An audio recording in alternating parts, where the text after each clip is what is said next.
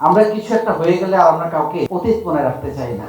আমরা যে গ্রাম থেকে উঠে আসছি, আমাদের বেড়ে ওঠাটা কোথায়, আমাদের শেকড় কোথায়, আমরা ভুলে যাই। সো এটা খুব দরকার, একটু ধৈর্য। আমাদের খুব তাড়াহুড়া সবার মধ্যে, কত তাড়াতাড়ি টাকা বানানো যায়, কত তাড়াতাড়ি বড়লোক হওয়া যায়, কত তাড়াতাড়ি একে ওকে ছাড়িয়ে যাওয়া যায়, এটা করেন না। ধৈর্য দরকার। বিশ্বাস করেন, শর্টকাটে কিছু হয় না লাইফে।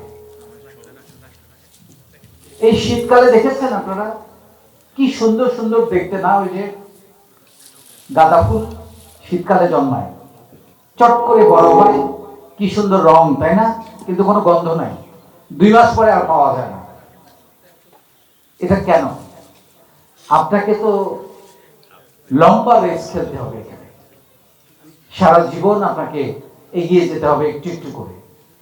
সো শর্টকাটে কিছু করার চিন্তা করেন না, প্রচন্ড ধৈর্য দরকার।